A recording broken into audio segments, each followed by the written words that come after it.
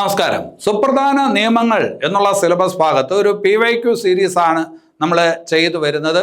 കഴിഞ്ഞ ക്ലാസ്സിൽ ദേശീയ വനിതാ കമ്മീഷൻ നിയമവുമായി ബന്ധപ്പെട്ട വസ്തുതകളാണ് നമ്മൾ നോക്കിയത്. ആ ക്ലാസ് നിങ്ങൾ കണ്ടിട്ടുണ്ടാകും എന്ന് കരുതുന്നു. കണ്ടിട്ടില്ലെങ്കിൽ അതുകൂടി കാണുക. അതിൻ്റെ ലിങ്ക് ഇവിടെ കൊടുത്തേക്കാം. അതുപോലെ മറ്റൊരു കാര്യം പറയാനുള്ളത്, സുപ്രധാന നിയമങ്ങളുടെ ഭാഗം നന്നായിട്ട് പെട്ടെന്ന് പഠിച്ചെടുക്കാൻ പറ്റുന്ന വിധത്തിൽ ആസ്ഥ അക്കാഡമി ഒരു പുസ്തകം പ്രസിദ്ധീകരിച്ചിട്ടുണ്ട്. സുപ്രധാന നിയമങ്ങൾ എന്നുള്ള ടൈറ്റിൽ ഒരു പുസ്തകമുണ്ട്. 100 രൂപയാണ് അതിൻ്റെ വില. പിന്നെ അത് കഴിഞ്ഞിട്ട് ഇന്ത്യൻ ഭരണഘടന എന്ന് പറഞ്ഞിട്ടൊരു പുസ്തകമുണ്ട്. 120 രൂപയാണ് അതിൻ്റെ വില. അപ്പോൾ നിയമം പഠിക്കാൻ നിങ്ങൾക്ക് അത്യാവശ്യം വേണ്ട പുസ്തകങ്ങളാണ്. ഈ 2 പുസ്തകങ്ങളും നിങ്ങൾക്ക് ഇപ്പോൾ വാങ്ങാൻ സൗകര്യമുണ്ട്. അപ്പോൾ ഇത് പെട്ടെന്ന് പഠിച്ചു തീർക്കാൻ പറ്റുന്ന വിധത്തിലുള്ള പുസ്തകമാണ്. ഒരുപാട് കാര്യങ്ങൾ കുത്തി നിറച്ച് വച്ചിരിക്കുന്ന ഒരു പുസ്തകമല്ല. ഇതിനകത്തുള്ള കാര്യങ്ങൾ പഠിച്ചുകൊണ്ട് പോയി കഴിഞ്ഞാൽ നിങ്ങൾക്ക് പരീക്ഷയ്ക്ക് നന്നായിട്ട് ഉത്തരം എഴുതാനായിട്ട് പറ്റും. ഒരുപാട് സമയമില്ലാതെ തന്നെ നിങ്ങൾക്ക് നന്നായിട്ട് പരീക്ഷയ്ക്ക് തയ്യാറെടുക്കാനായിട്ട് പറ്റും. അപ്പോൾ അത് നിങ്ങൾ ഈ പുസ്തകം വാങ്ങിച്ചിട്ടുള്ള ആൾക്കാരുണ്ട്, അവരോട് അന്വേഷിക്കുക. അന്വേഷിച്ച ശേഷം വാങ്ങിച്ചാൽ മതി. എന്തായാലും ഞാൻ നിങ്ങളുടെ അടുത്ത് സ്ട്രോങ് ആയിട്ട് റെക്കമെൻഡ് ചെയ്യുന്നു. ഈ ക്ലാസ് കാണുന്നവരാണെങ്കിൽ നിങ്ങൾ തീർച്ചയായിട്ടും ഈ പുസ്തകം ഉപയോഗിക്കുന്നത് നല്ലതായിരിക്കും. ക്ലാസ് കേട്ടതിന് ശേഷം ഈ പുസ്തകം ഒരു 10-15 മിനിറ്റ് മതി. ആ ഭാഗം വായിച്ച് പഠിച്ച് സെറ്റാക്കാനായിട്ട് പറ്റും. അപ്പോൾ ഈ പുസ്തകം വേണമെന്നുണ്ടെങ്കിൽ ഈ കാണുന്ന നമ്പറിലോട്ട് ഇപ്പോൾ തന്നെ വിളിക്കുക. വിളിച്ചാൽ ചിലപ്പോൾ കിട്ടിയില്ലെങ്കിൽ വാട്സപ്പ് ചെയ്തിരുന്നാലും മതി, മെസ്സേജ് ചെയ്തിരുന്നാലും മതി. ഞങ്ങൾ നിങ്ങളെ തിരിച്ച് വിളിച്ചുകൊള്ളാം. ശരി, അപ്പോൾ അതവിടെ നിൽക്കട്ടെ. നമുക്ക് ഇന്നത്തെ ക്ലാസ്സിനകത്തോട്ട് വരാം. ഞാൻ അജിത് സുമേരു. ഏവർക്കും ആസ്ഥ അക്കാഡമിയുടെ യൂട്യൂബ് ചാനലിലേക്ക് സ്വാഗതം.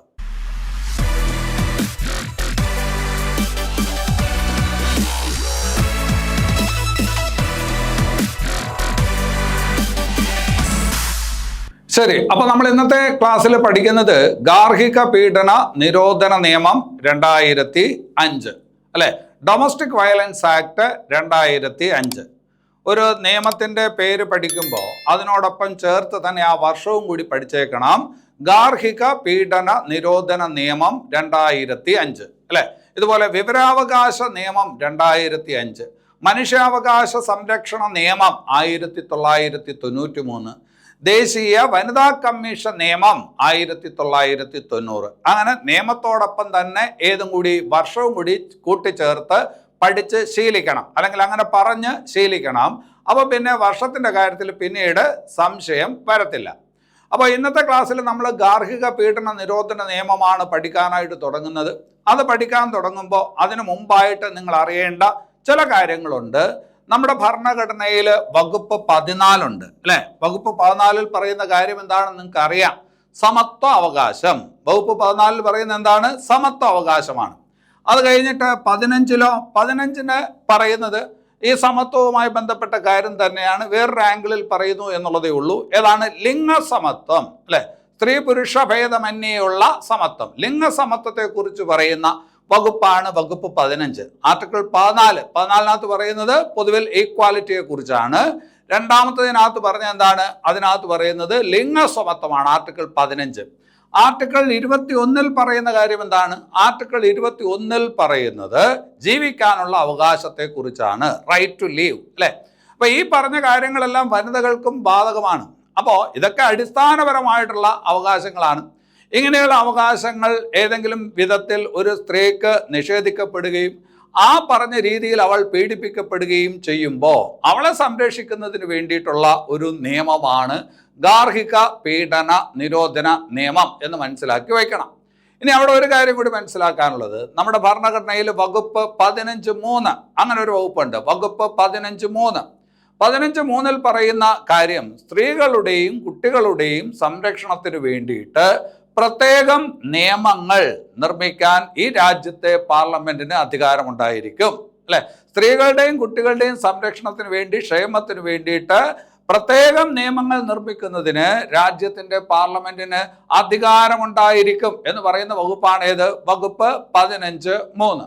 നമ്മൾ നേരത്തെ മനസ്സിലാക്കിയിട്ടുള്ള കാര്യമാണ്. നമ്മുടെ ഭരണഘടനയിൽ സ്ത്രീകൾക്ക് വേണ്ടി മാത്രം പറയുന്ന വകുപ്പുകളൊന്നും തന്നെ ഇല്ല. പക്ഷേ 15(3) എന്ന് പറയുന്ന വകുപ്പിനകത്ത് പറയുന്നുണ്ട് സ്ത്രീകളുടെയും കുട്ടികളുടെയും സംരക്ഷണത്തിന് വേണ്ടിയിട്ട് പ്രത്യേകം നിയമങ്ങൾ നിർമ്മിക്കുന്നതിന് പാർലമെന്റിന് അധികാരമുണ്ട് അല്ലെ. ആ അധികാരം ഉപയോഗപ്പെടുത്തിക്കൊണ്ട് ഏതെങ്കിലും തരത്തിൽ പീഡിപ്പിക്കപ്പെടുന്ന അല്ലെ, ഈ നിയമവുമായി ബന്ധപ്പെട്ട കുറച്ച് കാര്യങ്ങളുണ്ട്, ആ രീതിയിൽ പീഡിപ്പിക്കപ്പെടുന്ന വനിതകളുടെ സംരക്ഷണത്തിന് വേണ്ടിയിട്ട് പാസ്സാക്കി എടുത്തിട്ടുള്ള ഒരു നിയമമാണ് ഏത്? ഗാർഹിക പീഡന നിരോധന നിയമം. ഇനി അത് കഴിഞ്ഞിട്ട് ഈ പറഞ്ഞ നിയമം അല്ലെ, ഒരു നിയമമാകുമ്പോൾ ആദ്യം വരുന്നത് എന്താണ്? ബില്ലാണ്. ഗാർഹിക പീഡന നിരോധനം. ഗാർഹിക പീഡന നിരോധന നിയമവുമായി ബന്ധപ്പെട്ട ബില്ല് പാർലമെന്റ് പാസ്സാക്കുന്നത് എപ്പോ എന്ന് ചോദിച്ചാൽ 2005-ലാണ്.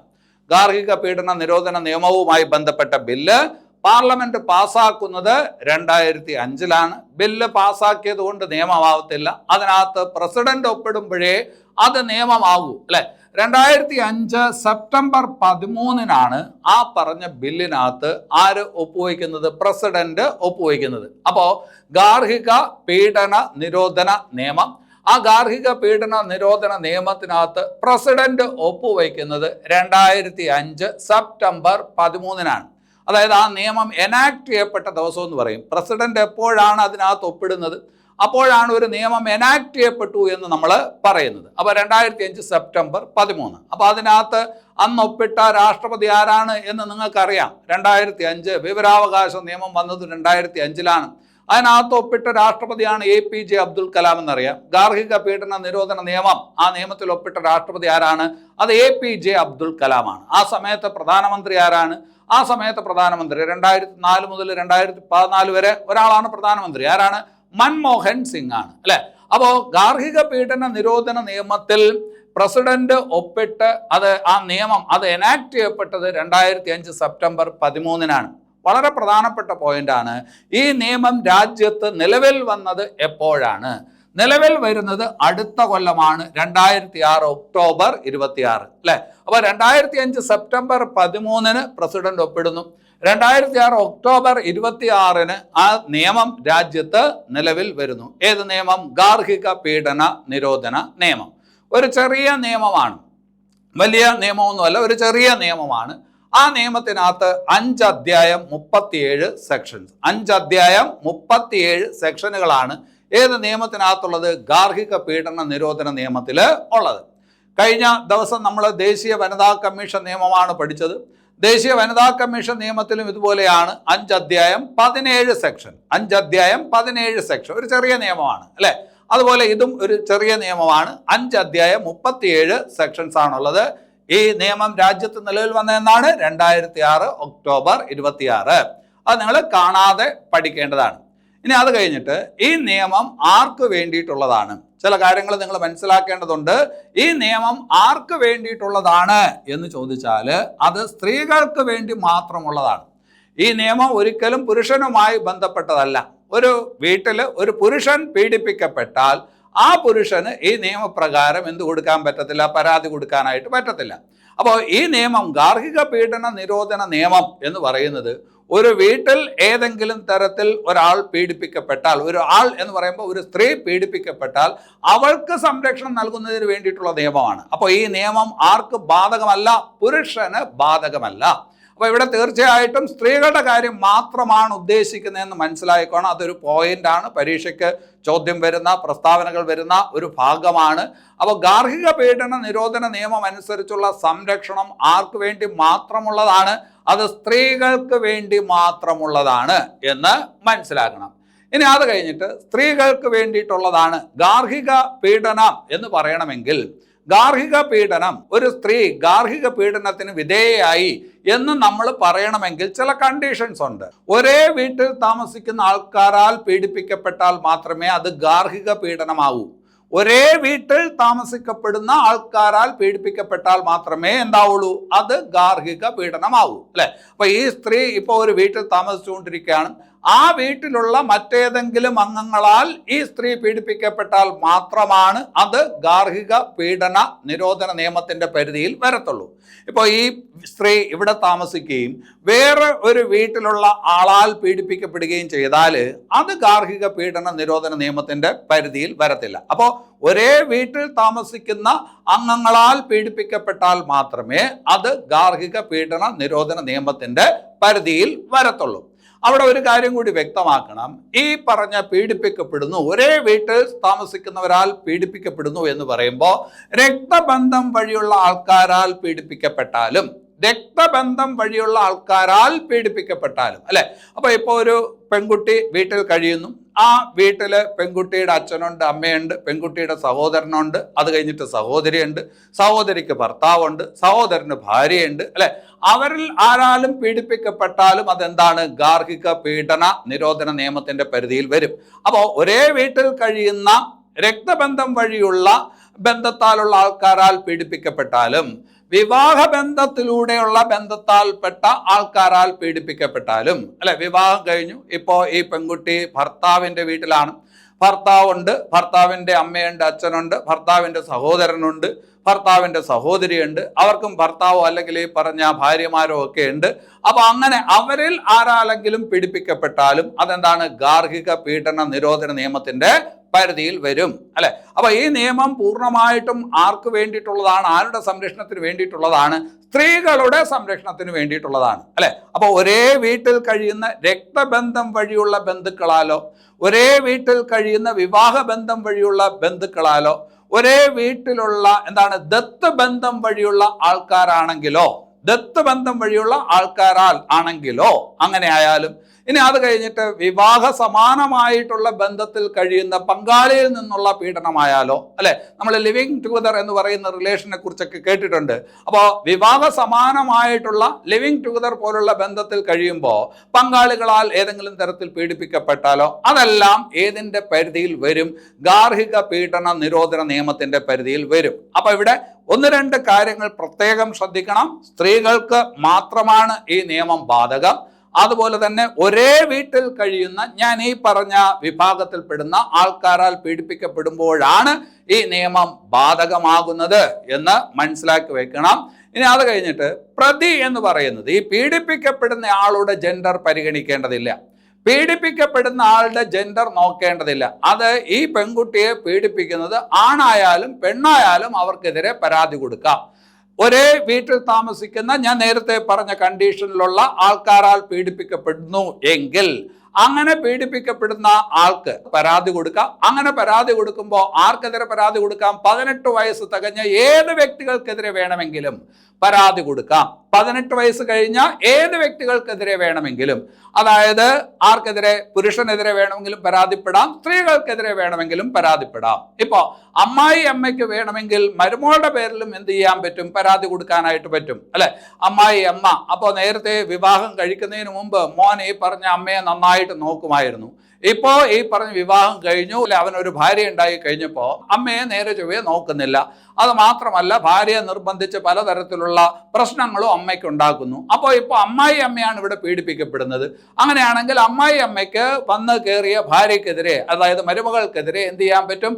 പരാതി നൽകാനായിട്ട് പറ്റും. അപ്പൊ ആ ഒരു കാര്യം അവിടെ നിങ്ങൾ ആദ്യം നന്നായിട്ട് മനസ്സിലാക്കണം. ശരി, അതാണ് ആദ്യത്തെ പോയിന്റ്. അപ്പോൾ ഇത് നമ്മുടെ ഈ പറഞ്ഞ നിയമത്തിനകത്ത് അധ്യായം 2 സെക്ഷൻ 3 പറയുന്നത്. ഗാർഹിക പീഡനം എന്ന് പറയുന്നതിന്റെ നിർവചനം പറയുന്നിടത്താണ് ഈ കാര്യം പറയുന്നത്. ഗാർഹിക പീഡനം എന്ന് പറഞ്ഞാൽ ഇതാണ്. ശരി, അപ്പൊ അതാദ്യം മനസ്സിലാക്കുക. ഇനി അത് കഴിഞ്ഞിട്ട് ഏതൊക്കെ തരത്തിലുള്ള പീഡനങ്ങൾക്കാണ് പരാതിപ്പെടാനായിട്ട് പറ്റുന്നത്? ഈ പറഞ്ഞ നിയമത്തിൽ പീഡനങ്ങളെ തരംതിരിച്ചിട്ടുണ്ട്. എങ്ങനെയൊക്കെ തരംതിരിച്ചിരിക്കുന്നു നോക്ക്. ശാരീരികമായിട്ടുള്ള പീഡനം, നിങ്ങൾക്കത് പെട്ടെന്ന് മനസ്സിലാവും. ശാരീരികമായിട്ടുള്ള പീഡനത്തിന് വിധേയപ്പെട്ടാൽ, അല്ലെ?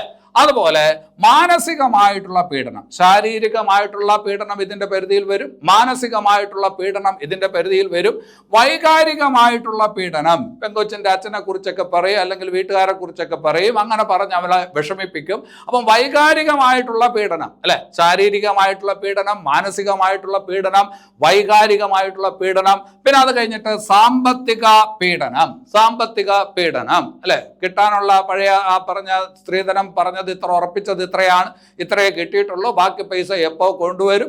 അല്ലെങ്കിൽ പെൺകുട്ടി ജോലി ചെയ്യുന്ന സ്ത്രീയാണ്, അപ്പൊ അവളുടെ ഈ പറഞ്ഞ വരുമാനം അവൾക്ക് നേരെ ഉപയോഗിക്കാനായിട്ട് പറ്റത്തില്ല, പിടിച്ചുപറിയുണ്ട്, അല്ലെങ്കിൽ അവളുടെ സാലറി സർട്ടിഫിക്കറ്റ് മറ്റാർക്കെങ്കിലും കൊടുക്കാൻ പറയും. അങ്ങനെയൊക്കെ തരത്തിൽ പല രീതിയിൽ ഈ പറഞ്ഞ സാമ്പത്തികമായിട്ടുള്ള പീഡനവും ഇതിനകത്ത് വരും. അപ്പോൾ ശാരീരികമായിട്ടുള്ള പീഡനമുണ്ട്, അല്ലെ? ഈ പീഡനം എന്ന് പറയുമ്പോൾ ശാരീരികമായിട്ടുള്ള പീഡനമുണ്ട്, മാനസികമായിട്ടുള്ള പീഡനമുണ്ട്, വൈകാരികമായിട്ടുള്ള പീഡനമുണ്ട്, പിന്നെ അത് അത് കഴിഞ്ഞിട്ട് വേറൊരു പീഡനം പറഞ്ഞു, എന്താണ്? സാമ്പത്തിക പീഡനവും ഉണ്ട്. അപ്പോ ഇത് ചോയ്സിനകത്ത് കാണും. സാമ്പത്തിക പീഡനം എന്ന് തന്നിരിക്കും. അവിടെ ചിലപ്പോൾ നിങ്ങൾക്ക് അത് ശരിയാണെന്ന് തോന്നത്തില്ല. അത് ശരിയായിട്ടുള്ള പ്രസ്താവനയാണ്. സാമ്പത്തിക പീഡനവും ഈ നിയമത്തിന്റെ പരിധിയിൽ വരും. ഇനി അത് കഴിഞ്ഞിട്ട് ഈ നിയമപ്രകാരം പരാതി നൽകേണ്ടത് ആരാണ്? അല്ല, ഒരാൾ പീഡിപ്പിക്കപ്പെടുകയാണ്, പരാതി നൽകേണ്ടത് ആരാണ് എന്ന് ചോദിച്ചാൽ പീഡനത്തിന് ഇരയായ സ്ത്രീക്ക് പരാതിപ്പെടാം.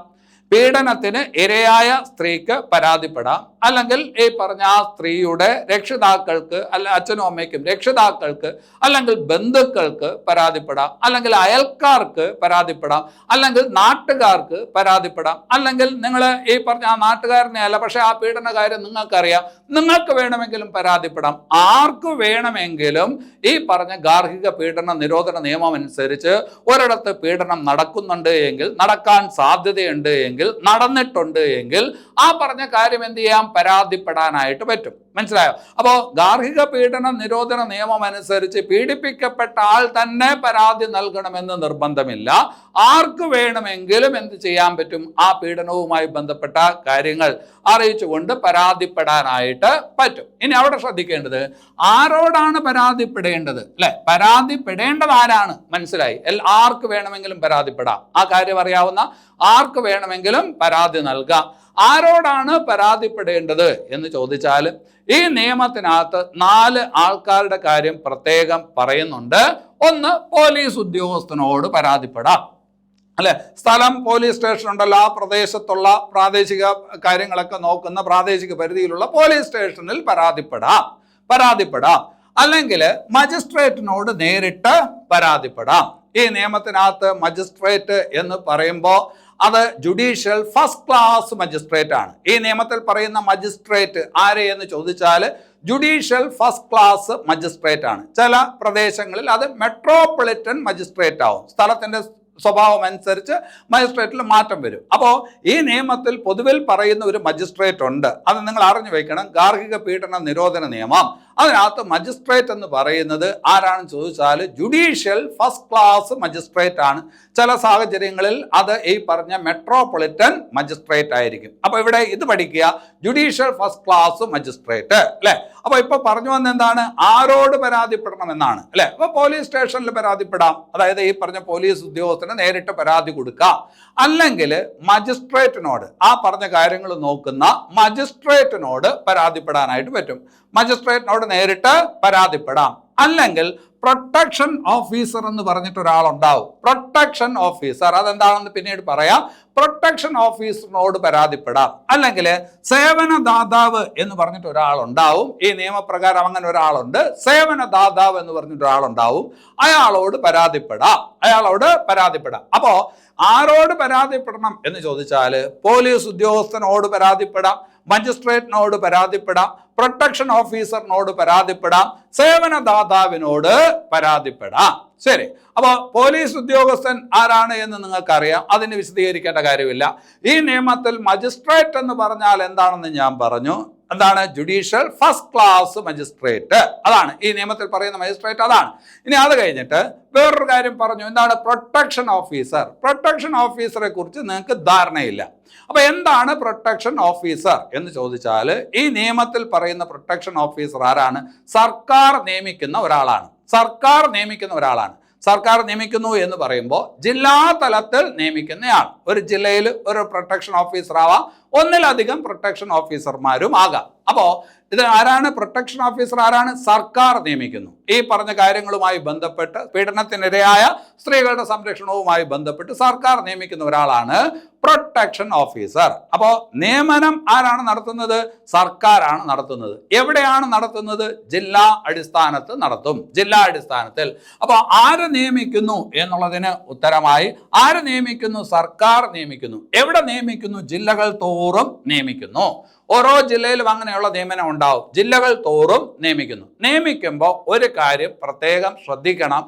ആവുന്നതും ഇങ്ങനെ പ്രൊട്ടക്ഷൻ ഓഫീസറായിട്ട് നിയമിക്കപ്പെടുന്നയാൾ വനിതയായിരിക്കാൻ ഈ പറഞ്ഞ എന്ത് ചെയ്യണം? ശ്രമിക്കണം.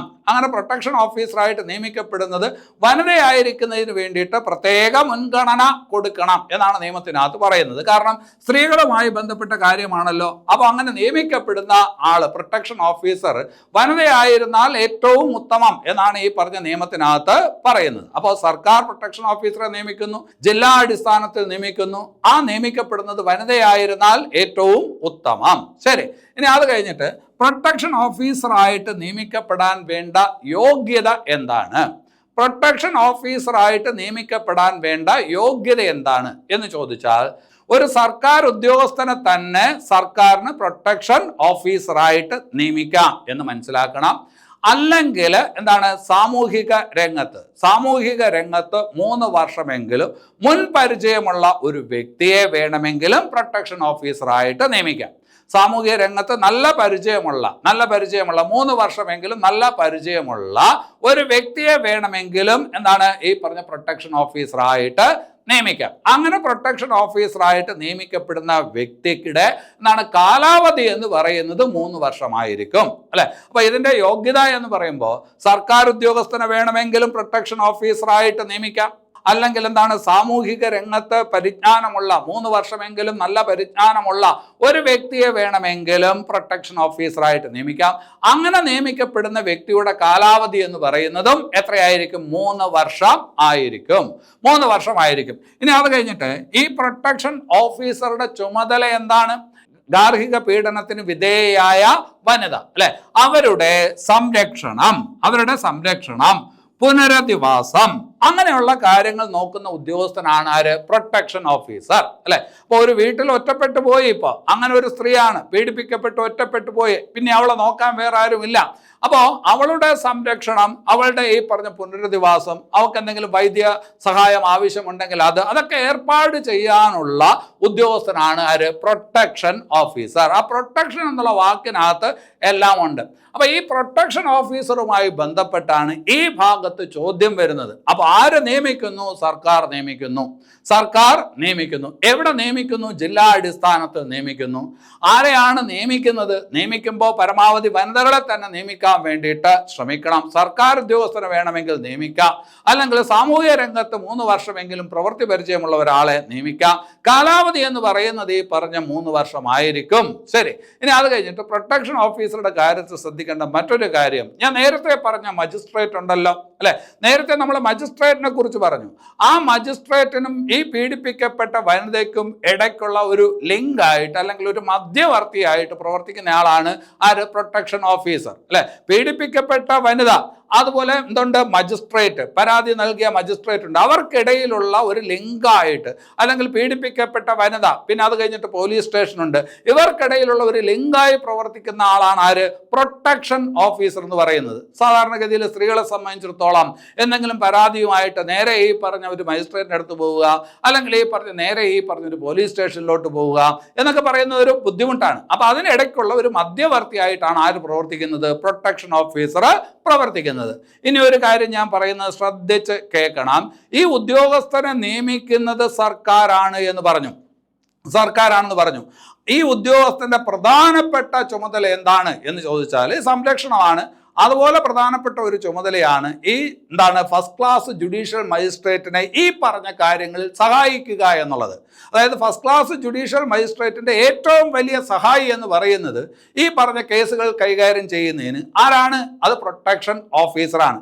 നിയമിക്കുന്നത് സർക്കാരാണെങ്കിലും ഈ പറഞ്ഞ പ്രൊട്ടക്ഷൻ ഓഫീസർ എന്ന് പറയുന്ന ആള് ഈ പറഞ്ഞ മജിസ്ട്രേറ്റിന്റെ, ഫസ്റ്റ് ക്ലാസ് ജുഡീഷ്യൽ മജിസ്ട്രേറ്റിന്റെ മേൽനോട്ടത്തിലും നിയന്ത്രണത്തിലും ആയിരിക്കും എന്ന നിയമത്തിൽ പ്രത്യേകം പറയുന്നുണ്ട്. അപ്പോൾ ഇദ്ദേഹത്തെ നിയമിക്കുന്നത് സർക്കാരാണ്.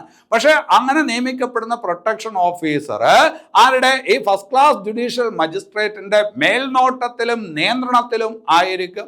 ആ മജിസ്ട്രേറ്റിന്റെ ഉറ്റ സഹായിയാണ്. അയാൾക്ക് വേണ്ടിയിട്ടുള്ള എല്ലാ സഹായവും ചെയ്യേണ്ട ഉദ്യോഗസ്ഥനാണ്, അല്ലെങ്കിൽ ഈ പറഞ്ഞ പൊസിഷനാണ് ഏതെന്ന് പറയുന്നത്? പ്രൊട്ടക്ഷൻ ഓഫീസർ എന്ന് പറയുന്നത്. അപ്പൊ അത്രയും കാര്യങ്ങൾ അവിടെ മനസ്സിലാക്കണം. അപ്പോൾ ഞാൻ ആ പറഞ്ഞ നിയമത്തിനകത്ത് 4 ആൾക്കാരുണ്ടെന്ന് പറഞ്ഞു. ഒന്ന് പോലീസ് ഉദ്യോഗസ്ഥൻ, നിങ്ങൾക്ക് മനസ്സിലായി. മജിസ്ട്രേറ്റ് മനസ്സിലായി. പ്രൊട്ടക്ഷൻ ഓഫീസർ മനസ്സിലായി. ഇനിയും ഒരാൾ കൂടിയുണ്ട്. ആരാണ്? സേവന ദാതാവ്. അല്ലെ. ഇപ്പൊ ഈ സേവനദാതാവ് എന്ന് കേൾക്കുമ്പോൾ ഒരാൾ ആണ് എന്നുള്ള ഒരു തോന്നൽ വരും. സേവനദാതാവ് എന്ന് കേൾക്കുമ്പോൾ നിങ്ങൾ വിചാരിക്കുന്നത് ഒരു വ്യക്തി ആയിരിക്കുമെന്നാണ്. അല്ല, അതൊരു സന്നദ്ധ സംഘടനയാണ്. സേവനദാതാവ് എന്ന് പറയുമ്പോൾ ഒരു സന്നദ്ധ സംഘടനയാണ് എന്നെപ്പോഴും മനസ്സിനകത്ത് വേണം. അതായത് ഈ നിയമത്തിന്റെ ആവശ്യത്തിലേക്ക് വേണ്ടിയിട്ട് രജിസ്റ്റർ ചെയ്തിട്ടുള്ള, സൊസൈറ്റീസ് ആക്ട് അനുസരിച്ച് രജിസ്റ്റർ ചെയ്തിട്ടുള്ള ഏതെങ്കിലും സന്നദ്ധ സംഘടനകൾ, അല്ലെങ്കിൽ ഈ പറഞ്ഞ കമ്പനി നിയമം അനുസരിച്ച് രജിസ്റ്റർ ചെയ്തിട്ടുള്ള സന്നദ്ധ സംഘടനകൾ, അല്ലെ?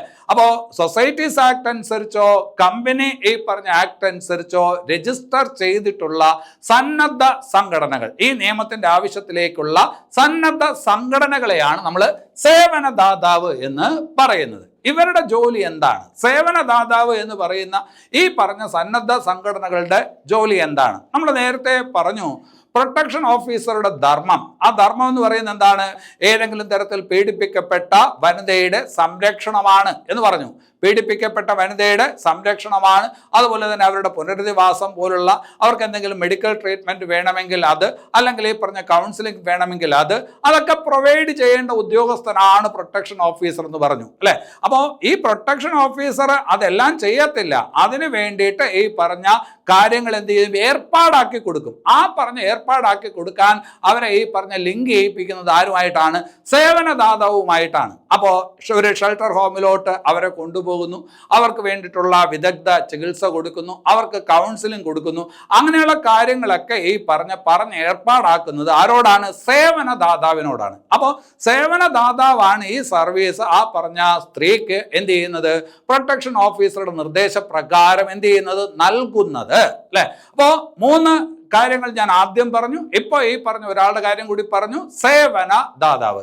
ആരാണ് സേവനദാതാവ് എന്ന് ചോദിച്ചാൽ ഈ നിയമത്തിന്റെ ആവശ്യത്തിലേക്കുള്ള സന്നദ്ധ സംഘടനകളാണ്. എങ്ങനെയുള്ള സന്നദ്ധ സംഘടനകൾ? സൊസൈറ്റീസ് ആക്ട് പ്രകാരം രജിസ്റ്റർ ചെയ്തിട്ടുള്ള, കമ്പനീസ് ആക്ട് പ്രകാരം രജിസ്റ്റർ ചെയ്തിട്ടുള്ള സന്നദ്ധ സംഘടനകൾ എന്നുള്ളത് എപ്പോഴും ഓർത്തിരിക്കണം. അവരുടെ ജോലി എന്താണെന്നും ഓർത്തിരിക്കണം. ഇനി അത് കഴിഞ്ഞിട്ട് ഈ നിയമത്തിനകത്തുള്ള ഏറ്റവും പ്രധാനപ്പെട്ട ഒരു കാര്യത്തിലോട്ടാണ് നമ്മൾ വരുന്നത്. Domestic incident report. Domestic incident report അഥവാ DIR. ഡൊമസ്റ്റിക് ഇൻസിഡന്റ് റിപ്പോർട്ട് അഥവാ DIR, അല്ലെ? നമ്മൾ സാധാരണഗതിയിൽ പോലീസ് സ്റ്റേഷനുമായി ബന്ധപ്പെട്ട് FIR എന്ന് കേട്ടിട്ടുണ്ട്. First information report. ഒരു കേസുമായി ബന്ധപ്പെട്ട് ഏറ്റവും പ്രധാനപ്പെട്ട ഒരു രേഖയാണ് FIR എന്ന് നിങ്ങൾക്കറിയാം. അതുപോലെ ഗാർഹിക പീഡന നിരോധന നിയമത്തിനകത്തുള്ള ഏറ്റവും പ്രധാനപ്പെട്ട രേഖകളിലൊന്നാണ് ഏതാണ്? DIR. ഈ DIR എന്ന് പറയുന്നത് തയ്യാറാക്കുന്നത് പ്രത്യേകിച്ച് ഒരു ഫോമിലാണ്. ഒരു നിർദ്ദിഷ്ട ഫോമുണ്ട്. DIR തയ്യാറാക്കാൻ വേണ്ടിയിട്ട് ഒരു നിർദ്ദിഷ്ട ഫോമുണ്ട്. അപ്പോൾ ഒരു സ്ഥലത്ത് ഒരു പീഡനം നടക്കുന്നു. ഒരു പീഡനം നടന്നു കഴിഞ്ഞാൽ അത് അറിയുമ്പോൾ സ്വാഭാവികമായിട്ടും പ്രൊട്ടക്ഷൻ ഓഫീസർ എന്ന് പറയുന്നയാൾ ആ സ്ഥലത്തോട്ട് എത്തും. പീഡനം നടന്ന സ്ഥലത്തോട്ട് പീഡിപ്പിക്കപ്പെട്ട സ്ത്രീയെ കാണാനായിട്ട് എത്തും. അവരോട് കാര്യങ്ങൾ ചോദിച്ചറിയും. കാര്യങ്ങൾ ചോദിച്ചറിഞ്ഞുകൊണ്ട് ഈ പറഞ്ഞ DIR എന്ന് പറയുന്ന ആ നിർദ്ദിഷ്ട ഫോറത്തിനകത്ത് എന്ത് ചെയ്യും? ഓരോ കാര്യങ്ങൾ എന്ത് ചെയ്യും? രേഖപ്പെടുത്തി വയ്ക്കും. അവരുടെ പരാതികളും കാര്യങ്ങളും ഒക്കെ രേഖപ്പെടുത്തി വയ്ക്കും. അവരുടെ പരാതികളാണ് അതല്ല. അപ്പൊ അത് രേഖപ്പെടുത്തി വയ്ക്കും. ഈ രേഖപ്പെടുത്തി വെച്ചിട്ട് ഈ പറഞ്ഞത് എന്ത് ചെയ്യും? ഇത് ആർക്ക് കൈമാറും? മജിസ്ട്രേറ്റിന് കൈമാറും. ഇത് ആർക്ക് കൈമാറും? മജിസ്ട്രേറ്റിന് കൈമാറും. അതുപോലെ തന്നെ ഇവരുടെ പരാതി ആർക്കും കൈമാറും? പോലീസ് സ്റ്റേഷനും ഈ പറഞ്ഞ കൈമാറും. അപ്പോൾ DIR എന്ന് പറയുന്നത് ഗാർഹിക പീഡന റിപ്പോർട്ടാണ്. ഗാർഹിക പീഡന സംഭവ റിപ്പോർട്ടാണ്. ഒരു സ്ത്രീ പീഡിപ്പിക്കപ്പെട്ടതുമായി ബന്ധപ്പെട്ട റിപ്പോർട്ടാണ്. അതാണ് ഈ എങ്ങനെ പറയുന്നത്? Domestic incident report. ഈ ഡൊമസ്റ്റിക് ഇൻസിഡന്റ് റിപ്പോർട്ട് തയ്യാറാക്കുന്നത് ആര് എന്നാണ് എപ്പോഴും പരീക്ഷയ്ക്ക് ചോദിക്കുന്ന ചോദ്യം. ഡൊമസ്റ്റിക് ഇൻസിഡന്റ് റിപ്പോർട്ട് തയ്യാറാക്കുന്നത് പ്രൊട്ടക്ഷൻ ഓഫീസറാണ്. പ്രൊട്ടക്ഷൻ ഓഫീസറാണ് ഡൊമസ്റ്റിക് ഇൻസിഡന്റ് റിപ്പോർട്ട് തയ്യാറാക്കുന്നത്. അപ്പോൾ ആ പറഞ്ഞ പെൺകുട്ടിയുടെ പരാതികളെല്ലാം, ആ പരാതികളും അതുമായി ബന്ധപ്പെട്ട കാര്യങ്ങളെല്ലാം ഏതിനകത്തുണ്ടാവും? DIR-ലുണ്ടാവും. ഈ DIR പ്രൊട്ടക്ഷൻ ഓഫീസർ ആർക്ക് കൊടുക്കും? അത് മജിസ്ട്രേറ്റിന് കൈമാറും. മജിസ്ട്രേറ്റിന് കൈമാറും. അതുമായി ബന്ധപ്പെട്ട വിവരങ്ങൾ പോലീസ് സ്റ്റേഷനിലും നൽകും, അല്ലെ? അപ്പൊ അത് DIR തയ്യാറാക്കുന്നത് ആര് എന്ന് ചോദിച്ചാൽ പ്രൊട്ടക്ഷൻ ഓഫീസറാണ്. ഈ നിയമത്തിനകത്ത് സെക്ഷൻ 9(1)(b) ഈ കാര്യം പറയുന്നത്. പറയുന്നത്. ഈ നിയമത്തിലെ സെക്ഷൻ 9(1)(b)യിലാണ് ഈ കാര്യം പറയുന്നത്. ഞാൻ പറഞ്ഞു ഈ നിയമത്തിനകത്ത് 5 അധ്യായമുണ്ട്, 37 സെക്ഷൻ ഉണ്ട്. അതിൽ 9(1)(b) എന്ന് പറയുന്ന എന്താണ് സെക്ഷനിലാണ് പ്രൊട്ടക്ഷൻ ഓഫീസറിന് ഈ അധികാരമുണ്ടെന്ന് പറയുന്നത്. ഡൊമസ്റ്റിക് ഇൻസിഡന്റ് റിപ്പോർട്ട് തയ്യാറാക്കുന്ന അദ്ദേഹമാണ് എന്ന് പറയുന്നത്. അതുപോലെ ഈ DIR തയ്യാറാക്കാൻ വേറൊരാൾക്കും അധികാരമുണ്ട്, സേവനദാതാവിനും അധികാരമുണ്ട്. സേവനദാതാവിനും അധികാരമുണ്ട്. അത് ഈ നിയമത്തിലെ സെക്ഷൻ 10(2)(a)യിൽ പറയുന്നു. സേവനദാതാവിനും എന്ത് തയ്യാറാക്കാം? DIR തയ്യാറാക്കാം. അപ്പോൾ ഈ നിയമത്തിൽ ഏറ്റവും പ്രധാനപ്പെട്ട ഒരു രേഖയാണ് എന്താണ്? DIR. അപ്പൊ DIR ആർക്കൊക്കെ തയ്യാറാക്കാം എന്ന് ചോദിച്ചാൽ പ്രൊട്ടക്ഷൻ ഓഫീസറിന് തയ്യാറാക്കാം, അതുപോലെ സേവനദാതാവിനും തയ്യാറാക്കാം. അപ്പൊ അത് ശ്രദ്ധിച്ച് വയ്ക്കണം, വളരെ ഇമ്പോർട്ടൻ്റ് ആണ്, അത് പരീക്ഷയ്ക്ക് ചോദിച്ചതുമാണ്. അപ്പോൾ ഈ കാര്യങ്ങളെല്ലാം പറയുന്ന അധ്യായം 3-ലാണ്. ഏതിലാണ്? അധ്യായം 3. അവിടെയാണ് ഈ പ്രൊട്ടക്ഷൻ ഓഫീസറിനെ കുറിച്ച്, അതുപോലെ സേവനദാതാവിനെ കുറിച്ച്, പ്രൊട്ടക്ഷൻ ഓഫീസറിന്റെ നിയമനം, സേവനദാതാവ്, പ്രൊട്ടക്ഷൻ ഓഫീസറിന്റെ കടമ, സേവനദാതാവിന്റെ കടമ, ഇതെല്ലാം പറയുന്നത് ഈ പറഞ്ഞ അധ്യായം 3-ലാണ്. മൊത്തം 5 അധ്യായമുണ്ട് അല്ലെ? അതിൽ അധ്യായം 3-ലാണ് പ്രൊട്ടക്ഷൻ ഓഫീസറിന്റെ നിയമനം, പ്രൊട്ടക്ഷൻ ഓഫീസറിന്റെ കടമ, സേവനദാതാവിന്റെ കടമ, ഇതെല്ലാം പറയുന്നത് അധ്യായം 3-ലാണ്. അധ്യായം 2-ലാണ് ഗാർഹിക പീഡനം എന്നുള്ളതിന്റെ നിർവചനം പറയുന്നത്. ഗാർഹിക പീഡനം എന്താണെന്നൊക്കെ വിശദീകരിക്കുന്നത് അധ്യായം 2-ലാണ്. അധ്യായം 2 സെക്ഷൻ 3-ലാണ്. അധ്യായം 2 സെക്ഷൻ 3-ലാണ് ഗാർഹിക പീഡനം എന്താണ് എന്ന് പറയുന്നത്. അതേസമയം എന്താണ്? പ്രൊട്ടക്ഷൻ ഓഫീസറുടെ നിയമനം, അവരുടെ കടമ, സേവനദാതാവ്, അവരുടെ കടമ, അതെല്ലാം പറയുന്നത് അധ്യായം 3-ലാണ്. ഇനി അത് കഴിഞ്ഞിട്ട് അധ്യായം 4, നല്ലൊരു ഭാഗത്തോട്ടാണ് നമ്മൾ വരുന്നത്. അധ്യായം 4-ൽ പറയുന്നത് എന്താണ് എന്ന് ചോദിച്ചാൽ, നമ്മൾ ഫസ്റ്റ് ക്ലാസ് ജുഡീഷ്യൽ മജിസ്ട്രേറ്റിന്റെ കാര്യം പറഞ്ഞല്ലോ. ഈ നിയമവുമായി ബന്ധപ്പെട്ട കാര്യങ്ങൾ നോക്കേണ്ട ഒരു മജിസ്ട്രേറ്റ് എന്ന് പറയുന്നത് ആരാണ്? ഫസ്റ്റ് ക്ലാസ് ജുഡീഷ്യൽ മജിസ്ട്രേറ്റ് ആയിരിക്കണം എന്ന് നമ്മൾ പറഞ്ഞു. ചില സാഹചര്യങ്ങളിൽ അത് മെട്രോപൊളിറ്റൻ മജിസ്ട്രേറ്റ് ആണ് എന്ന് പറഞ്ഞു അല്ലെ? അപ്പോൾ ഈ പറഞ്ഞ പീഡിപ്പിക്കപ്പെട്ട സ്ത്രീക്ക് എന്തെങ്കിലും തരത്തിലുള്ള ആശ്വാസം അല്ലെങ്കിൽ സംരക്ഷണം അതൊക്കെ നൽകുന്നതിന് വേണ്ടിയിട്ടുള്ള ആളാണ് ആര്? ഈ പറഞ്ഞ ഫസ്റ്റ് ക്ലാസ് ജുഡീഷ്യൽ മജിസ്ട്രേറ്റ്. അപ്പോൾ എങ്ങനെയാണ് ആശ്വാസം ലഭിക്കുന്നത്?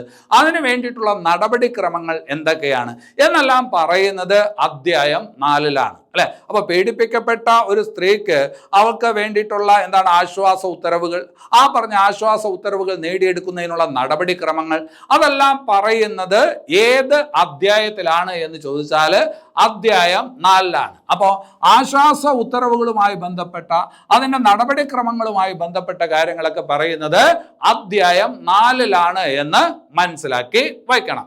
ഇനി അത് കഴിഞ്ഞിട്ട് ഈ പറഞ്ഞ എന്താണ് അധ്യായത്തിൽ പറയുന്ന നടപടിക്രമങ്ങൾ ഒന്ന് മനസ്സിലാക്കി വയ്ക്കണം. എന്താണ്? പരാതി ലഭിച്ചു കഴിഞ്ഞാൽ, പരാതി എന്ന് പറഞ്ഞാൽ നേരത്തെ പറഞ്ഞ DIR ആണ്. പരാതി ലഭിച്ചു കഴിഞ്ഞാൽ മജിസ്ട്രേറ്റ് എന്ത് ചെയ്തോണം? ജുഡീഷ്യൽ ഫസ്റ്റ് ക്ലാസ് മജിസ്ട്രേറ്റ് എന്ത് ചെയ്തോണം? വാദം കേട്ട് തുടങ്ങണം. ആ വാദം കേട്ട് തുടങ്ങാൻ പിന്നെ താമസിക്കരുത്. പരാതി കിട്ടിക്കഴിഞ്ഞാൽ 3 ദിവസത്തിലധികം പോകരുത്. അതിനു മുമ്പ് തന്നെ എന്ത് വേണം? ഈ പറഞ്ഞ വാദം തുടങ്ങണം. അപ്പോൾ ഒരു പരാതി ലഭിച്ചു കഴിഞ്ഞു, ഗാർഹിക പീഡന നിരോധന നിയമപ്രകാരമുള്ള ഒരു പരാതി മജിസ്ട്രേറ്റിന് ലഭിച്ചു കഴിഞ്ഞാൽ 3 ദിവസത്തിലധികം പോകാതെ 4ാമത്തെ ദിവസം ആവരുത്, 3 ദിവസത്തിലധികം പോകാതെ വാദം തുടങ്ങണം എന്ന് നിയമത്തിൽ പറയുന്നു. അതൊരു പോയിന്റാണ്, പരീക്ഷയ്ക്ക് നമ്മളോട് ചോദിക്കുന്ന ഒരു പോയിന്റാണ്. വാദം തുടങ്ങിക്കഴിഞ്ഞാൽ 60 ദിവസത്തിനകത്ത് വാദം പൂർത്തിയാക്കണം. അപ്പോൾ 3 ദിവസത്തിലധികം പോകാതെ വാദം തുടങ്ങണം. പരാതി കിട്ടിക്കഴിഞ്ഞാൽ 3 ദിവസത്തിലധികം പോകാതെ വാദം തുടങ്ങണം. 60 ദിവസത്തിനകത്ത് വാദം പൂർത്തിയാക്കണം. 60 ദിവസത്തിനകത്ത് വാദം എന്ത് ചെയ്യണം? പൂർത്തിയാക്കണം. ഇനി അത് കഴിഞ്ഞിട്ട് വാദം പൂർത്തിയാക്കി എന്തെങ്കിലും ഈ പറഞ്ഞ ഒരു ഉത്തരവ് അല്ലെങ്കിൽ ഒരു വിധി ആര് പുറപ്പെടുവിച്ചു? ഈ പറഞ്ഞ മജിസ്ട്രേറ്റ് പുറപ്പെടുവിച്ചു. അപ്പോൾ പ്രതിക്ക് എന്തെങ്കിലും പരാതി ഉണ്ട് എങ്കിൽ ആ പ്രതിക്ക് അത് ചിലപ്പോൾ ആ വിധിയോട് പൊരുത്തപ്പെടാൻ പ്രതിക്ക് കഴിഞ്ഞില്ല എങ്കിൽ അയാൾക്ക് എന്ത് ചെയ്യാം? അപ്പീൽ പോകാം അല്ലെ? അയാൾക്ക് അപ്പീൽ പോകാം. അപ്പീൽ പോകേണ്ടത് എത്ര ദിവസത്തിനകത്താണ്? 30 ദിവസത്തിനകത്ത് അപ്പീൽ പോകാം. 30 ദിവസത്തിനകത്ത് അപ്പീൽ പൊക്കോണം. അപ്പീൽ പോകേണ്ടത് സെഷൻസ് കോർട്ടിലാണ്. ഈ കോടതിയിലല്ല, സെഷൻസ് കോർട്ടിലോട്ടാണ് പിന്നീട് എന്ത് ചെയ്യേണ്ടത്? അപ്പീൽ പോകേണ്ടത്. അപ്പോൾ നടപടിക്രമമാണ് പറഞ്ഞത്.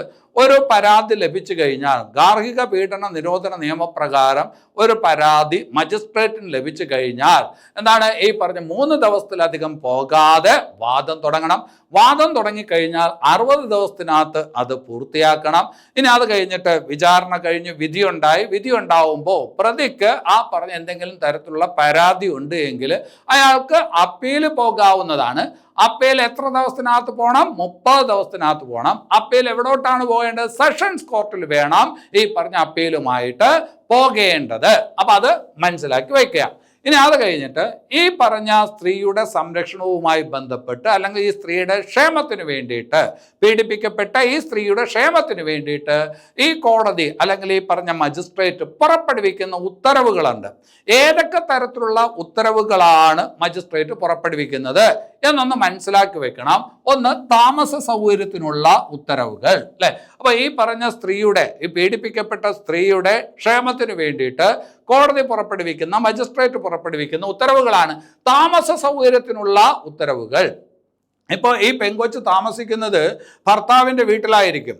ഭർത്താവിൻ്റെ വീട്ടിൽ ഈ പറഞ്ഞ പെൺകുട്ടി താമസിക്കുന്നു എന്ന് പറയുമ്പോൾ ഒരു കാരണവശാലും ആ സ്ത്രീക്ക് അതിനകത്ത് പ്രത്യേകിച്ച് നിയമപരമായിട്ടുള്ള അവകാശമൊന്നുമില്ല, അല്ലേ? ഇപ്പോൾ ഭർത്താവിൻ്റെ വീട്ടിൽ താമസിക്കുമ്പോൾ അത് ഒരു കാരണവശാലും ആ പെൺകുട്ടിയുടെ വീടാവത്തില്ല. ആ പെൺകുട്ടിക്ക് നിയമപരമായിട്ട് അവിടെ അവകാശവുമില്ല.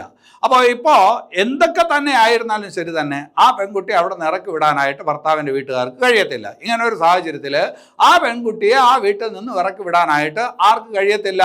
ഭർത്താവിൻ്റെ വീട്ടുകാർക്ക് കഴിയത്തില്ല. അതിന് വേണ്ടിയിട്ടുള്ള സൗകര്യമാണ് ഈ പറഞ്ഞ താമസ സൗകര്യത്തിനുള്ളത്. ഒരു കാരണവശാലും അവളെ അവിടെ നിന്ന് ഇറക്കി വിടാൻ പറ്റത്തില്ല. ഇനി അവൾക്ക് അവിടെ താമസിക്കാൻ ഇഷ്ടമല്ല എങ്കിൽ മറ്റേതെങ്കിലും സ്ഥലത്തോട്ട് മാറും, അല്ലെ? ഷെൽട്ടർ ഹോമിലോട്ടോ എങ്ങോട്ടെങ്കിലും മാറ്റാം. അപ്പൊ താമസ സൗകര്യത്തിനുള്ള ഉത്തരവുകൾ, പീഡിപ്പിക്കപ്പെട്ട സ്ത്രീക്ക് വേണ്ടി താമസ സൗകര്യത്തിനുള്ള ഉത്തരവുകൾ മജിസ്ട്രേറ്റിന് പുറപ്പെടുവിക്കാം. പിന്നെ അത് കഴിഞ്ഞിട്ട് സംരക്ഷണ ഉത്തരവുകളും പുറപ്പെടുവിക്കാം, അല്ലെ? വീണ്ടും പീഡിപ്പിക്കപ്പെടാതിരിക്കാൻ വേണ്ടി സംരക്ഷണ ഉത്തരവുകളും പുറപ്പെടുവിക്കാം. താമസ സൗകര്യത്തിനുള്ള ഉത്തരവുകൾ പുറപ്പെടുവിക്കാം, സംരക്ഷണത്തിനുള്ള ഉത്തരവുകൾ പുറപ്പെടുവിക്കാം, സാമ്പത്തിക പരിഹാരത്തിനുള്ള ഉത്തരവുകൾ പുറപ്പെടുവിക്കാം, അല്ലെ? പെട്ടെന്ന് ഈ പറഞ്ഞ വരുമാനമൊന്നും ഇല്ലാതായി പോവും. പെട്ടെന്നൊരു പ്രശ്നം വന്നു, പെട്ടെന്ന് ഒറ്റപ്പെട്ടു, വരുമാനമൊന്നും ഇല്ലാതായി പോവും. അപ്പോൾ ഈ പറഞ്ഞ സാമ്പത്തിക പരിഹാരവുമായി ബന്ധപ്പെട്ട ഉത്തരവുകളും ആർക്ക് പുറപ്പെടുവിക്കാം? ഈ പറഞ്ഞ മജിസ്ട്രേറ്റിന് പുറപ്പെടുവിക്കാം. അപ്പോൾ താമസ സൗകര്യത്തിനുള്ള ഉത്തരവ്, സംരക്ഷണത്തിനുള്ള ഉത്തരവ്, സാമ്പത്തിക പരിഹാരത്തിനുള്ള ഉത്തരവ്. ഇനി അത് കഴിഞ്ഞിട്ട് കസ്റ്റഡി ഉത്തരവുകൾ. കസ്റ്റഡി ഉത്തരവുകൾ എന്ന് പറഞ്ഞാൽ എന്താണ്? ഈ പറഞ്ഞ സ്ത്രീക്ക് ഒരു മകനോ മകളോ കാണും. അപ്പൊ ഈ പറഞ്ഞ മകൾ അല്ലെങ്കിൽ മകൻ ആരുടെ കൂടെ നിൽക്കണം, അല്ലെ? ഭർത്താവിന്റെ കൂടെ നിൽക്കണോ, ഭാര്യയുടെ കൂടെ നിൽക്കണോ? അങ്ങനെയുള്ള ഈ പറഞ്ഞ കസ്റ്റഡി ഉത്തരവുകളും ആർക്ക് പുറപ്പെടുവിക്കാം? മജിസ്ട്രേറ്റിന് പുറപ്പെടുവിക്കാം. ഇനി അത് കഴിഞ്ഞിട്ട് നഷ്ടപരിഹാര ഉത്തരവുകൾ. ഇവളുടെ എന്തെങ്കിലും ഈ പറഞ്ഞ സാധനങ്ങളൊക്കെ അവൻ നശിപ്പിച്ചിട്ടുണ്ടാവും. അങ്ങനെയാണെങ്കിൽ നഷ്ടപരിഹാര ഉത്തരവുകൾ, സാമ്പത്തിക പരിഹാര ഉത്തരവുകൾ വേറെയാണ്, നഷ്ടപരിഹാര ഉത്തരവുകൾ വേറെയാണ്. നഷ്ടപരിഹാര ഉത്തരവുകൾ പുറപ്പെടുവിക്കാം. ഇനി അത് കഴിഞ്ഞിട്ട് എക്സ് പാർട്ടി ഉത്തരവുകൾ അല്ലെങ്കിൽ ഇടക്കാല ഉത്തരവുകൾ. ഇടക്കാല ഉത്തരവുകളോ എക്സ് പാർട്ടി ഉത്തരവുകളോ ആർക്ക് പുറപ്പെടുവിക്കാം? കോടതിക്ക് പുറപ്പെടുവിക്കാം. ഇടക്കാല ഉത്തരവുകൾ, അതായത് ഈ പറഞ്ഞ വിചാരണ പൂർത്തിയാകുന്നതിന് മുമ്പ് തന്നെ കോടതിക്ക് മനസ്സിലാവും ഈ പെങ്കൊച്ചിന് അതുവരെ പിടിച്ചു നിൽക്കാനായിട്ട് പറ്റത്തില്ല. അപ്പോൾ എന്തെങ്കിലുമൊക്കെ സഹായം നൽകിക്കൊണ്ടുള്ള ഉത്തരവുകൾ, ഇടക്കാല ഉത്തരവുകൾ നൽകാനായിട്ട് പറ്റും. അതുപോലെ തന്നെ ഈ പറഞ്ഞ വിചാരണ തുടങ്ങിയതേ ഉള്ളൂ. വിചാരണ തുടങ്ങിയപ്പോൾ തന്നെ പ്രഥമ ദൃഷ്ട്യാ തന്നെ ഈ പറഞ്ഞ കോടതിക്ക് മനസ്സിലായി ഈ പ്രതിയുടെ ഭാഗത്തു നിന്ന് ശരിയായിട്ടുള്ള പീഡനം ഈ പെൺകുട്ടി അനുഭവിച്ചിട്ടുണ്ട് എന്ന് മനസ്സിലായി. വിചാരണ തുടങ്ങിയപ്പോൾ തന്നെ മനസ്സിലായി, പ്രഥമ ദൃഷ്ട്യാ മനസ്സിലായി. അപ്പോൾ ആ പറഞ്ഞ സാഹചര്യം മുൻനിർത്തിക്കൊണ്ട് പ്രതിയുടെ വാദം കേൾക്കാതെ തന്നെ ചില ഉത്തരവുകൾ ആർക്ക് പുറപ്പെടുവിക്കാൻ പറ്റും? കോടതിക്ക് പുറപ്പെടുവിക്കാനായിട്ട് പറ്റും. അങ്ങനെയുള്ള ഉത്തരവുകളെയാണ് എക്സ് പാർട്ടി ഉത്തരവുകൾ എന്ന് പറയുന്നത്. അത് നമ്മുടെ പരീക്ഷയ്ക്ക് ചോദിക്കത്തില്ല. അപ്പോൾ എന്തായാലും ഉത്തരവുകൾ എന്ന് പറയുമ്പോൾ ഇത്തര രീതിയിലുള്ള ഉത്തരവുകൾ ആർക്ക് പുറപ്പെടുവിക്കാൻ പറ്റും? ഈ നിയമവുമായി ബന്ധപ്പെട്ട് ആർക്ക് പുറപ്പെടുവിക്കാൻ പറ്റും? മജിസ്ട്രേറ്റിന് പുറപ്പെടുവിക്കാനായിട്ട് പറ്റും. അതിൽ കസ്റ്റഡി ഉത്തരവുകളെ കുറിച്ച് പറയുന്ന സെക്ഷനാണ് സെക്ഷൻ 21. നഷ്ടപരിഹാര ഉത്തരവുകളെ കുറിച്ച് സെക്ഷൻ 22 പറയുന്നു. എക്സ് പാർട്ടി ഉത്തരവുകളെ കുറിച്ച് സെക്ഷൻ 23 പറയുന്നു. അതൊന്നും പരീക്ഷയ്ക്ക് ചോദിക്കത്തില്ല. എങ്കിലും നിങ്ങളുടെ ഒരു താല്പര്യത്തിന് വേണ്ടിയിട്ട് എഴുതി വെച്ചിരിക്കുന്നതാണ്. പിള്ളേർക്ക് സെക്ഷൻ പഠിച്ചില്ലെങ്കിൽ മതിയാവത്തില്ല. ഇത് ഇവിടെ അങ്ങനെ ചോദിക്കാനുള്ള സാഹചര്യം ഒട്ടുമില്ല. എങ്കിലും ഒന്ന് മനസ്സിലാക്കി വയ്ക്കുക. അപ്പൊ ഇത്രയും കാര്യങ്ങളാണ്. ഇനി അത് കഴിഞ്ഞിട്ട് ഈ നിയമവുമായി ബന്ധപ്പെട്ട് നിങ്ങൾ അത്യാവശ്യം അറിയേണ്ട സെക്ഷനാണ് ഗാർഹിക പീഡനം. ഗാർഹിക പീഡനവുമായി ബന്ധപ്പെട്ട സെക്ഷൻ ഏതാണ്? സെക്ഷൻ 3 ആണ്. ഗാർഹിക പീഡനവുമായി ബന്ധപ്പെട്ട സെക്ഷൻ ഏതാണ്? സെക്ഷൻ 3 ആണ്. പ്രൊട്ടക്ഷൻ ഓഫീസറുടെ നിയമനം ഞാൻ നേരത്തെ പറഞ്ഞു സെക്ഷൻ 8 ആണ്. പ്രൊട്ടക്ഷൻ ഓഫീസറുമായി ബന്ധപ്പെട്ട നിയമനം ഏതാണ്? സെക്ഷൻ 8. പ്രൊട്ടക്ഷൻ ഓഫീസറുടെ കടമ പറയുന്ന സെക്ഷൻ ഏതാണ്? സെക്ഷൻ 9 അല്ലെ. അധ്യായം 3 പ്രൊട്ടക്ഷൻ ഓഫീസറുടെ നിയമനം പറയുന്ന സെക്ഷൻ 8 ആണ്. പ്രൊട്ടക്ഷൻ ഓഫീസറുടെ കടമ പറയുന്ന സെക്ഷൻ 9 ആണ്. സേവനദാതാവ് എന്ന് പറയുന്ന ഒരാളെ കുറിച്ച് പറഞ്ഞു, അത് ഏതിലാണ്? സെക്ഷൻ 10 സേവനദാതാവിനെ കുറിച്ച് പറയുന്നത് സെക്ഷൻ 10 ഇനി അത് കഴിഞ്ഞിട്ട് വേറൊരു കാര്യം ഈ നിയമത്തിനകത്ത് പറയുന്നു. ഈ പറഞ്ഞ നിയമത്തിൽ പറയുന്ന പ്രൊട്ടക്ഷൻ ഓഫീസർ, സേവനദാതാവ് എന്നിവരെ എന്തായി പരിഗണിക്കും? പൊതുസേവകരായിട്ട് പരിഗണിക്കും. അതായത് പബ്ലിക് സർവൻ്റ് ആയിട്ട് പരിഗണിക്കും. ഒരു സർക്കാർ ഉദ്യോഗസ്ഥനെ പോലെ പരിഗണിക്കും എന്നാണ് പറഞ്ഞത്. അപ്പോൾ പൊതുസേവകരായിട്ട് പരിഗണിക്കും അല്ലെ. അപ്പോൾ പ്രൊട്ടക്ഷൻ ഓഫീസർ എപ്പോഴും സർക്കാർ ഉദ്യോഗസ്ഥനാവണമെന്നില്ലല്ലോ, അല്ലാത്ത ആളും ഉണ്ടല്ലോ അല്ലെ. സേവനദാതാവ് എന്ന് പറയുമ്പോൾ എന്തായാലും സർക്കാർ ഉദ്യോഗസ്ഥരല്ല. അപ്പോൾ അങ്ങനെയുള്ള ആൾക്കാരെ പക്ഷെ എന്തായിട്ട് പരിഗണിക്കും? ഈ ഡ്യൂട്ടി നിർവഹിക്കും എന്തായിട്ട് പരിഗണിക്കും? പബ്ലിക് സർവൻ്റ് ആയിട്ട് പരിഗണിക്കും. ഇനി വേറൊരു കാര്യം കൂടിയുണ്ട്. ഈ പറഞ്ഞ ആൾക്കാർ പ്രൊട്ടക്ഷൻ ഓഫീസർ അയാളുടെ കടമ നിർവഹിക്കാതിരുന്നു കഴിഞ്ഞാൽ അയാൾ ഈ പറഞ്ഞ എന്താണ് പ്രോസിക്യൂഷന് വിധേയനാകേണ്ടി വരും. പ്രൊട്ടക്ഷൻ ഓഫീസർ അയാൾ അർപ്പിതമായിട്ടുള്ള എന്താണ് കർത്തവ്യം, കർമ്മം, ധർമ്മം ചെയ്യാതിരുന്നു കഴിഞ്ഞാൽ അയാൾ പ്രോസിക്യൂഷന് വിധേയമാകേണ്ടി വരും. എന്നാൽ പ്രൊട്ടക്ഷൻ ഓഫീസർ അയാളുടെ ഈ പറഞ്ഞ ബുദ്ധിയിൽ ശരിയാണ് എന്ന് ഉത്തമ ബോധ്യത്തോടു കൂടി ഒരു കാര്യം ചെയ്തു, അതിന്റെ അടിസ്ഥാനത്തിൽ ഈ നിയമപ്രകാരം ഏതെങ്കിലും വിധത്തിൽ പ്രോസിക്യൂഷന് വിധേയമാകേണ്ടതില്ല എന്നും നിയമത്തിനകത്ത് പറയുന്നുണ്ട്. അപ്പോൾ പ്രൊട്ടക്ഷൻ ഓഫീസർ അയാളുടെ ഉത്തമ ബോധ്യത്തിൽ ചെയ്ത ഒരു കാര്യം ചിലപ്പോൾ അതിനകത്ത് പിഴവ് പറ്റിക്കാണും, പക്ഷെ ഒരു ഉത്തമ ബോധ്യത്തോടു കൂടി ചെയ്ത കാര്യമാണ്. അങ്ങനെ ചെയ്തിട്ടുള്ള കാര്യത്തിൽ പിഴവ് സംഭവിച്ചാൽ അയാൾ പ്രോസിക്യൂഷന് വിധേയനാകേണ്ടി വരത്തില്ല. പക്ഷേ അയാൾ ചെയ്യേണ്ട ജോലി ശരിയായ രീതിയിൽ നിർവഹിച്ചില്ലെങ്കിൽ പ്രോസിക്യൂഷന് വിധേയമാകേണ്ടി വരും എന്ന് ഈ നിയമത്തിൽ പറയുന്നു. ഈ നിയമത്തിൽ പറയുന്ന മറ്റൊരു പ്രധാനപ്പെട്ട കാര്യമാണ് പ്രൊട്ടക്ഷൻ ഓഫീസർ ആയാലും സേവനദാതാവായാലും ഈ നിയമപ്രകാരം എന്ത് രീതിയിലാണ് പരിഗണിക്കുന്നത്? പൊതുസേവകർ എന്നുള്ള രീതിയിലാണ് പരിഗണിക്കുന്നത്. അത് പറയുന്നത് സെക്ഷൻ 30 ഏതാണ്? സെക്ഷൻ 30. അപ്പോൾ ഈ നിയമത്തിൽ മൊത്തമുള്ളത് 5 അധ്യായമാണ്, 37 സെക്ഷനാണ്. നിങ്ങൾ കാണാതെ പഠിക്കേണ്ട അധ്യായം എന്ന് പറയുന്നത് അധ്യായം 2 അതിനകത്താണ് ഗാർഹിക പീഡനവുമായി ബന്ധപ്പെട്ട കാര്യങ്ങൾ പറയുന്നത്. അധ്യായം 3 പറയുന്ന കാര്യം എന്താണെന്ന് പറഞ്ഞു. പ്രൊട്ടക്ഷൻ ഓഫീസർ, സേവനദാതാവ് പോലുള്ള ആൾക്കാരുടെ കാര്യമൊക്കെ പറയുന്നത് അധ്യായം 3 അധ്യായം 4 എന്താണെന്ന് പറഞ്ഞു. നമ്മുടെ ഒരു മജിസ്ട്രേറ്റ് ഉണ്ട്. മജിസ്ട്രേറ്റ് ഈ പറഞ്ഞ ചില ഉത്തരവുകൾ പുറപ്പെടുവിക്കും, അതുമായി ബന്ധപ്പെട്ട നടപടിക്രമങ്ങൾ അതെല്ലാം പറയുന്നത് അധ്യായം 4 അധ്യായം 5 നമുക്ക് വേണ്ട. മിസലിനിയസ് പലവക എന്ന് പറഞ്ഞിട്ടൊരു അധ്യായമാണ്, അത് നമുക്ക് വേണ്ട. അപ്പൊ 2, 3, 4 അധ്യായങ്ങൾ കാണാതെ പഠിക്കുക. ഇനി അത് കഴിഞ്ഞിട്ട് പറ്റുമെങ്കിൽ ഈ സെക്ഷൻ എത്രയും കാണാതെ പഠിക്കാൻ വേണ്ടിയിട്ട് ശ്രമിക്കുക. ഗാർഹിക പീഡന നിരോധന നിയമവുമായി ബന്ധപ്പെട്ട് ആ നിയമത്തിനകത്ത് പറയുന്ന സകല കാര്യങ്ങളും ഞാൻ ഈ ക്ലാസ്സിനകത്ത് പറഞ്ഞിട്ടുണ്ട്. ഈ കാര്യങ്ങളെല്ലാം നിങ്ങൾക്ക് മനസ്സിലായിട്ടുണ്ട് എങ്കിൽ ഈ ഭാഗത്തുള്ള ഏത് ചോദ്യങ്ങൾക്കും ഉത്തരം എഴുതാനായിട്ട് കഴിയും. അപ്പോൾ ഈ ക്ലാസ് നിങ്ങൾക്ക് ഉപകാരപ്പെട്ട് കാണും എന്നാണ് ഞാൻ കരുതുന്നത്. അങ്ങനെ നിങ്ങളും കരുതുന്നുണ്ട് എങ്കിൽ തീർച്ചയായിട്ടും ഈ വീഡിയോ ലൈക്ക് ചെയ്യുക, ഷെയർ ചെയ്യുക, കമൻറ്റ് ചെയ്യുക. നിങ്ങളുടെ പ്രോത്സാഹനമൊക്കെ ഞങ്ങൾക്കും വേണം. അങ്ങനെ ഉണ്ടെങ്കിൽ മാത്രമേ കൂടുതൽ ഊർജ്ജത്തോടെ ആവേശത്തോടെ ഇങ്ങനെയുള്ള ക്ലാസ്സുകൾ ചെയ്യാനായിട്ട് കഴിയൂ. അത് നിങ്ങളുടെ ഭാഗത്തുണ്ടാവുമെന്ന് പ്രതീക്ഷിക്കുന്നു. എല്ലാവർക്കും നല്ലത് വരട്ടെ. നന്ദി.